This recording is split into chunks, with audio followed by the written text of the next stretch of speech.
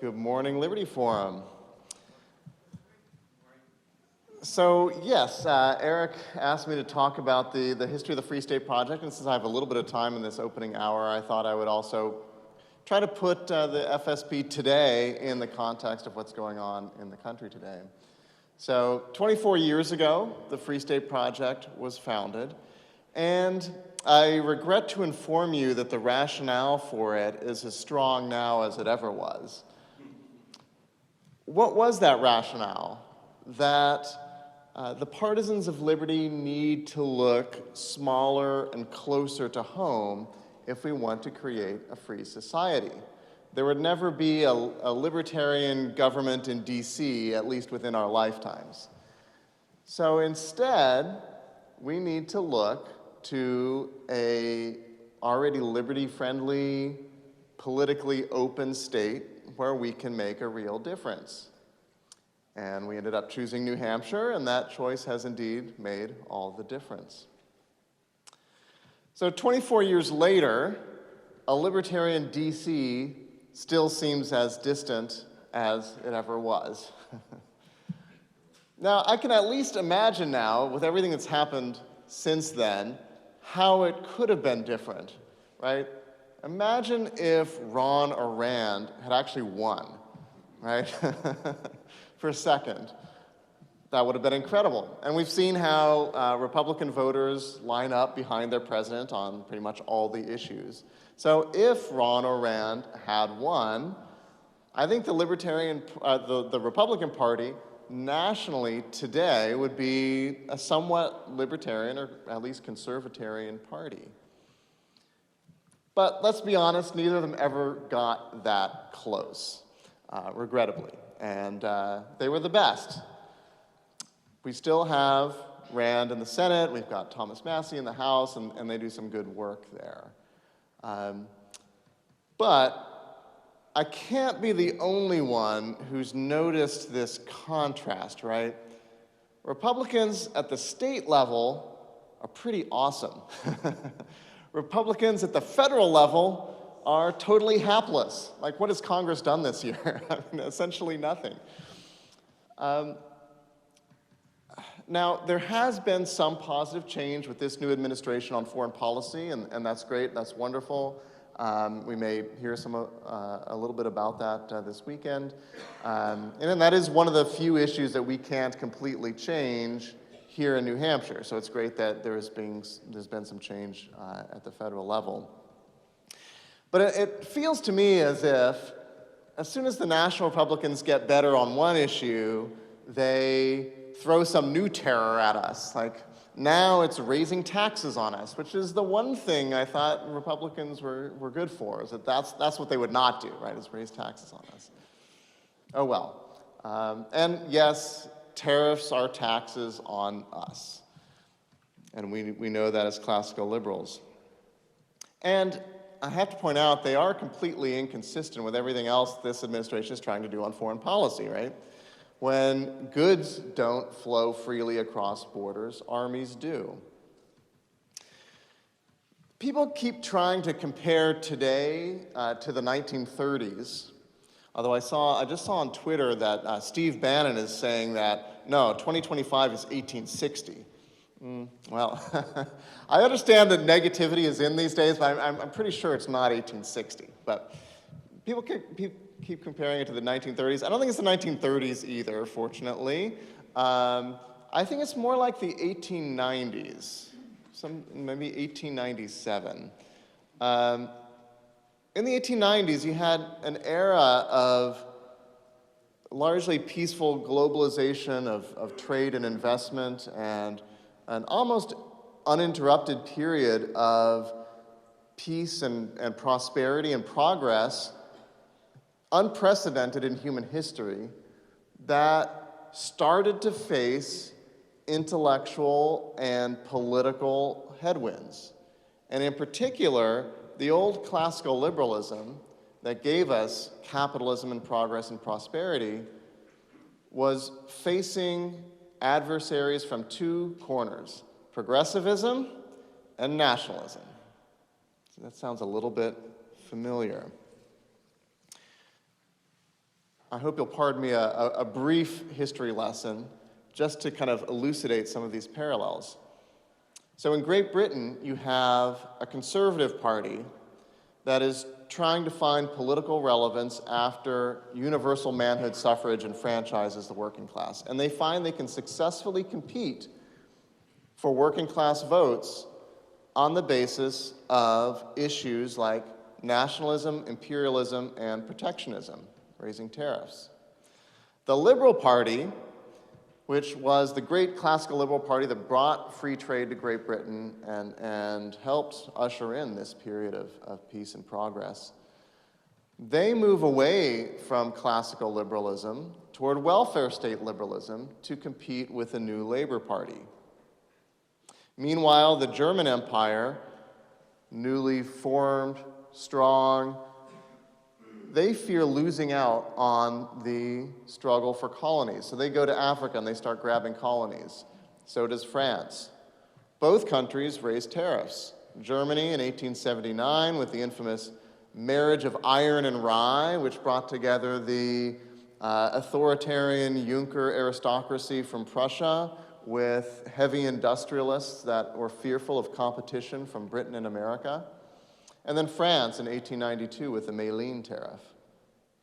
And the Americans, what about the Americans? The Americans forsake their tradition of manifest destiny, of internal expansion on their own continent, and instead go for imperialism, annexing Hawaii, starting a war with Spain on trumped-up accusations, seizing Cuba and the Philippines and fighting long insurgencies against rebels there, and of course, raising tariffs. Since 1897, we have not had another classical liberal president. That was when the last one left office, Grover Cleveland. Competitive, aggressive nationalism led the industrialized world away from peaceful commerce into short-sighted struggles for territory, for exclusionary trading blocs that were enforced through imperial dominance and military expansion. As governments grew more militaristic and more protectionist, they set up alliances to counter each other's power. And that's how a small spark in Serbia could plunge the world into World War in 1914. Now, I certainly hope that is not where we're going. I hope we learn the lessons of bad economic policy before it's too late to reverse course. One good sign is that the current administration is trying to avoid entangling alliances, unnecessary commitments abroad, rather than expanding them. On the other hand, it is also trying to expand the American empire somehow to Canada and Greenland. I mean, it's more like an online trolling campaign transmuted into the real world, but you know, not very effective. And I, for one, cannot help but appreciate the possibilities if the federal government were to become, you know, literally nothing more than a bad joke, right? Trolling, hey, if that's what you want the federal government to be doing, okay. I'm okay with that.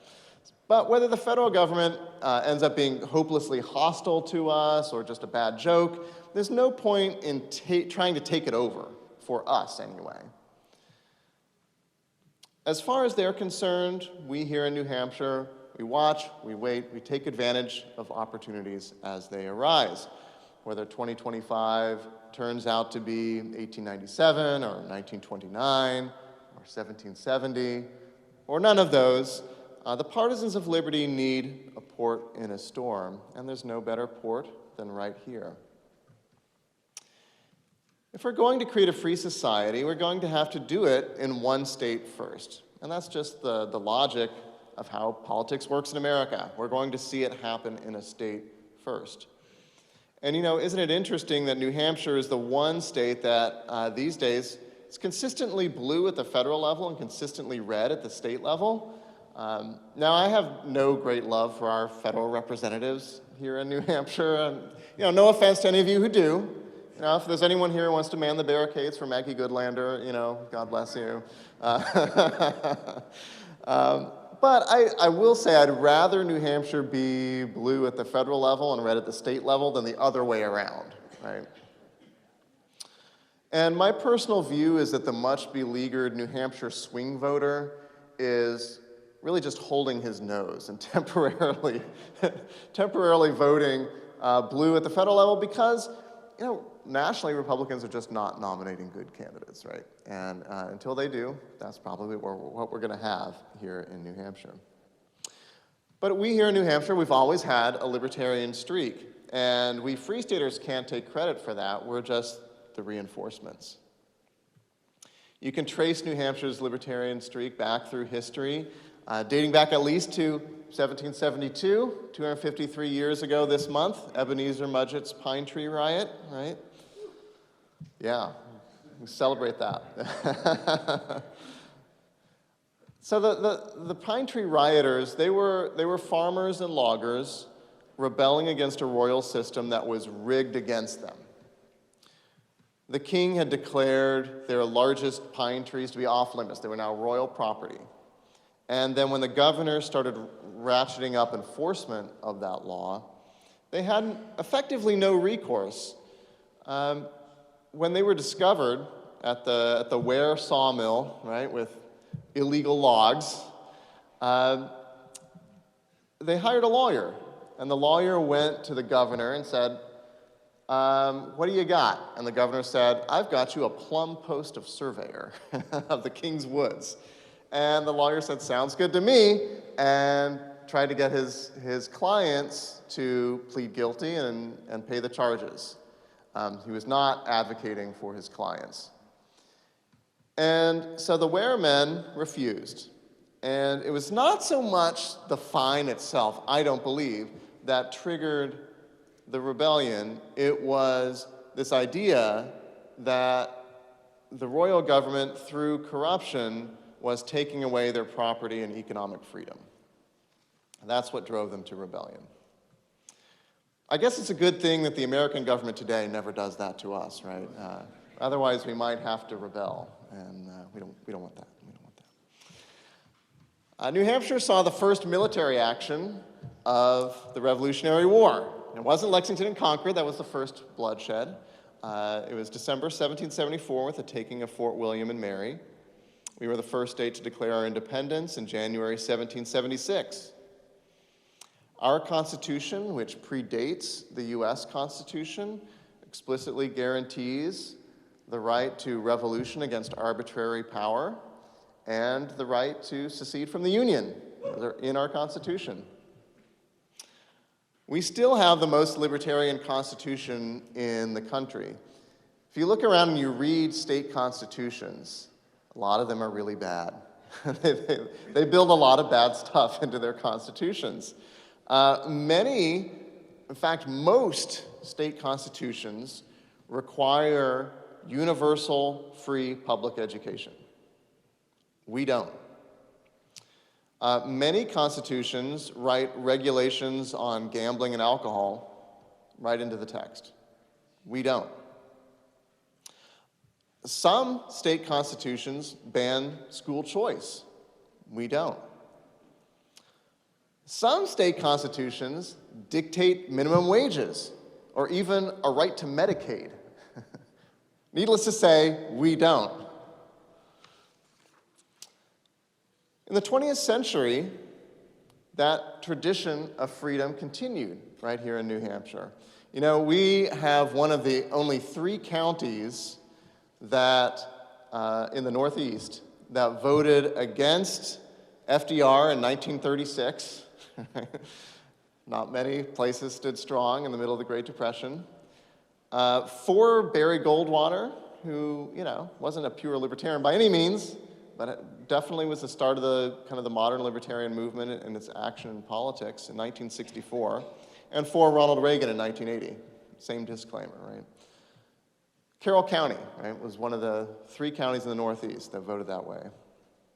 Now, it used to be that Vermont and Maine stood right with New Hampshire and kind of rock-ribbed New England, Republican, fiscal conservatism. Vermont and Maine no longer stand with us on those issues. And we carry that culture forward.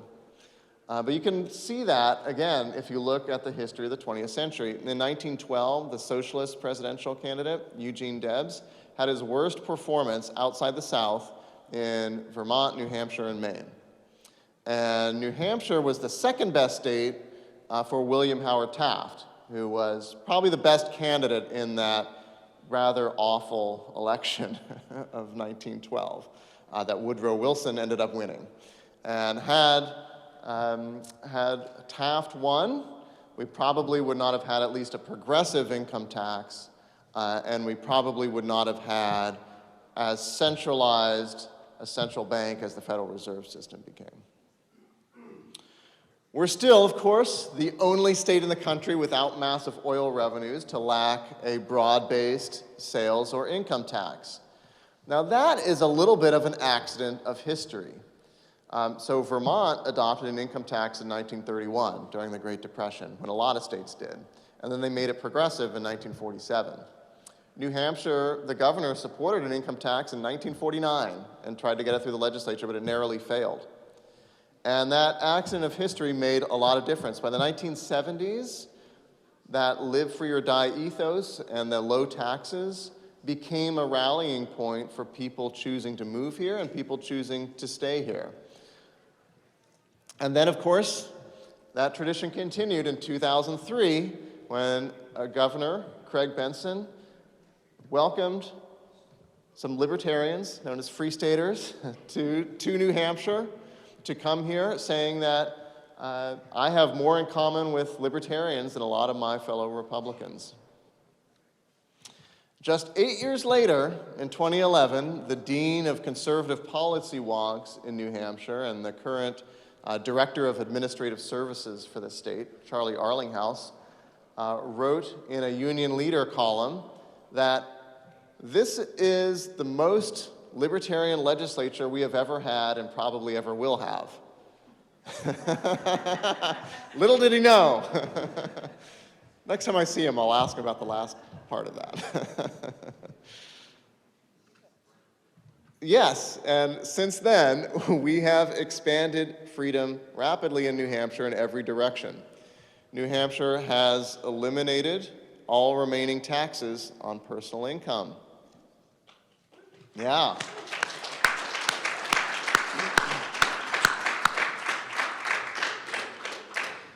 We have allowed towns to adopt full school choice for grades they don't offer in public school. We've allowed tax credits for scholarships, private school tuition scholarship accounts, and we've legalized education freedom accounts where state adequacy dollars raised through taxation are available to follow the child for home and private school tuition and expenses. Yeah. Loves a long sentence, but still an applause line, guys. Yeah, EFAs. And they're going to become universal very soon. We have legalized constitutional carry, a right I may or may not be exercising right now.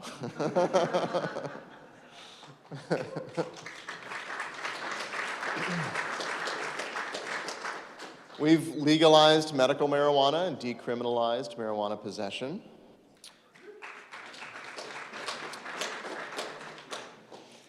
And not just some drugs that we're dealing with. We've also gradually relaxed some of our archaic alcohol regulations. We've eliminated certificate of need laws for hospitals and medical facilities. Yeah, it's one of the biggest impact things, but people don't talk about it a lot. We've adopted universal licensing recognition. Yeah.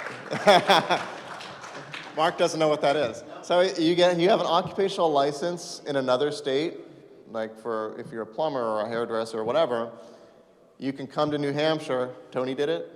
I was on the committee where we worked on that, getting that through. Well, good job, Tony. Congrats. Yeah. Had a lot of help. A lot of help from our friends, some of whom may also be in this room. And I do hear that some state agencies may not be following that law, so if we need to start suing them, let's do that. Yeah. We've exempted more lines of business from arbitrary entry barriers, and we legislated an opt-out to Real ID Yeah, which I think is very important. Let me tell you, I don't have one. This is an old ID, and I will always have one of these. They're not going to get my social security number in their database or my biometrics. What are we doing here? We're going to let rogue agents commit identity fraud against Americans. So I'm going to show up at airports 2 hours early, I guess. And yeah, I do have a passport, so might as well do that. But I kind of want to make a point.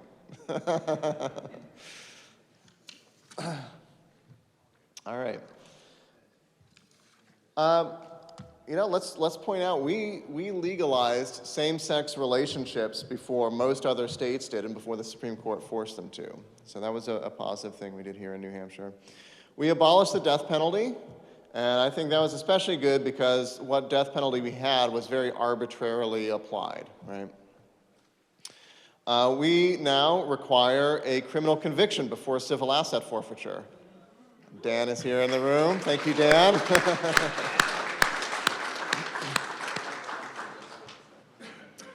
We've legalized the building of accessory dwelling units statewide. Kind of a nerdy thing, but yeah. We might take advantage of that soon. This list goes on, right? This is some of the highlights. And along the way, we've drawn fire from statists. The first protest I remember was very early on, the very first Liberty Dinner sponsored by the New Hampshire Liberty Alliance back in 2004. Craig Benson was the keynote speaker. There were protesters outside. He came in a separate entrance. And we gradually came to appreciate them.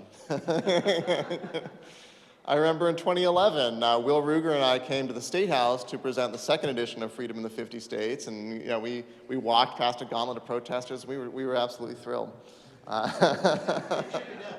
They chickened out this time. Apparently, they discovered that protesting would only further the Free State agenda. So, yeah, that's right. So. To the statist, I say, look, guys, I don't think it really matters. Protest, don't protest. Make enemies lists, don't make enemies lists. Send out mailers accusing all your election opponents of being free staters, or don't send out the mailers. As long as you're bringing an empire state agenda of government control here into the free state, you're gonna keep losing elections.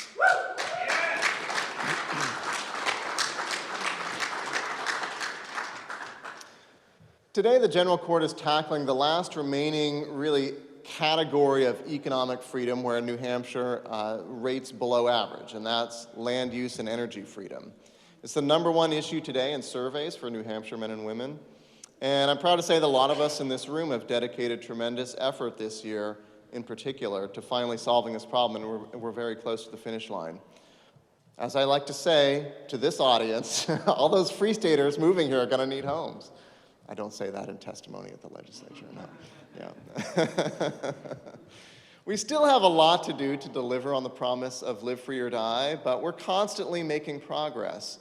If you want to see how much progress, I'm going to take the liberty of controlling this microphone to pitch my dialogue session on Is the Free State Project Working?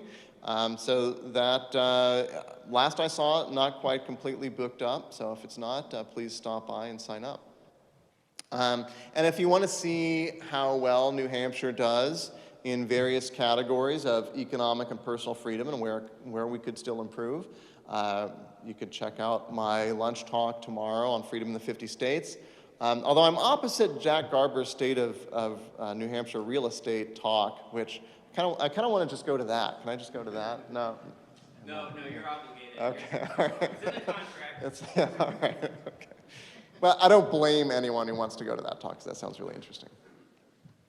But we do have a great schedule for this weekend, and thank you once again to all of our sponsors, and you can see them in the program. Many of them have sponsored sessions, and it's wonderful to see them all here. I'm going to mention my own employer, AIER, is here, and we do not have my friend and colleague Will Ruger here with us. You may have seen that he had to back out, but it's for a very good reason. He's gone to, well, I wouldn't say it's a better place. He is in D.C. now, but Yeah, he's working for Tulsi Gabbard. He's Deputy Director of National Intelligence. And yeah, he's writing the president's daily intelligence reports. So it's good when people in our orbit go to do good things. But we have Ryan Yonk here, who's a brilliant guy, China expert. He'll be participating in our foreign policy panel, talking about China-U.S. relations. So that's something you won't want to miss. I do want to talk a little bit about the history of Liberty Forum. Eric asked me last night to mention some of that for those of you who haven't been here a long time. We did start in 2007. We've missed 1 year, so this is the 18th Liberty Forum. And yeah, the very first one was held at the Holiday Inn in Concord, right downtown, right across from the State House. And we had Ron Paul and John Stossel were the keynote speakers. And I remember I was talking to Varen Swearingen. Varen, you're not here in this room, are you? He's more of a PorcFest guy, but he was president of the FSP at the time. And I remember we were just hoping that Ron would announce his presidential run at Liberty Forum. And now it was a few weeks later, but that was a great talk. And John Stossel, we had him, as part of his contract, interview Varen and myself. And I remember John kept saying to Varen, "And you're a pilot?" Like, he was amazed at how well-read Varen was. I don't know, I guess he had a low opinion of pilots or something. And he was like, you're so well-read for a pilot, yeah. So that was a great one. And then the next year, I unfortunately missed. So that time I was living in New York. Boo, boo. And I did not make the 2008 Liberty Forum, but that one was legendary. It was held also at the same venue, downtown Concord, right before the presidential primary. And I'm not sure how we got into the hotel in that high-demand season. But you go on YouTube and you see mobs of young people waving Ron Paul signs in downtown Concord, like mobbing the CNN bus and things like that. And it was a wild time. And a lot of those Ron Paul kids from 2008 never left.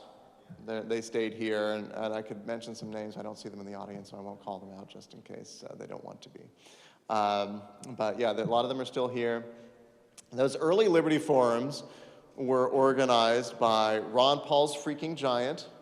If you know, you know. Look it up. It's pretty funny. Chris Lawless is his real name. And he's still here, still raising his family, but I haven't seen him at one of these events in a long time. But he put in a lot of hours organizing those early Liberty Forums. We had a lot of great speakers. We had Judge Napolitano one year. We had, who's the guy who's coming to PorcFest? Yeah, Joel Salatin. He was huge. Polyface Farms, Agricultural Freedom. I remember he brought in a lot of locals. Actually, were really interested in him. We had, what's that? David Friedman, yeah. Patry, absolutely. We had Radley Balco come and talk about Rise of the Warrior Cop. In 2016, when we were in Manchester at the Doubletree there, what is now the Doubletree, can't remember what it was then, Radisson or something. We had Nick Gillespie interview Edward Snowden. Yeah, we all had those Snowden masks in the audience. Yeah, that was a big one. We also had David Bowes there, who I think, big intellectual influence for my wife, author of Libertarianism, a Primer, and editor of A Libertarian Reader. Sadly passed away, I think, last year. He was there. So we've had some great speakers over the years, and it's really been an event. There are a lot of people who just come to Liberty Forum. Right? PorcFest gets all the press, but there are a lot of people who come to Liberty Forum in particular for the intellectual environment. I think we've carried that tradition forward, and what you're going to see this year is very much in keeping with that tradition we've built over the years. So we are living through, right now, through the rebirth of a free society. And New Hampshire is separating itself from the pack. If you're here, please stay engaged, and I urge you and welcome you not just to connect with the Free State Project, but connect with the other organizations here, with New Hampshire Liberty Alliance, with Americans for Prosperity New Hampshire, with the YAL Northeast Regional Group, which is building up. Connect with issue groups that matter to you, whether it's education freedom, marijuana, housing, Second Amendment, taxes. Please connect with those groups. And if you're not here yet, please support the work that's going on here in whatever way you can, because we are the tip of the spear here in the United States. It's an exciting time to be here, and we welcome you to take part in the excitement. Thank you.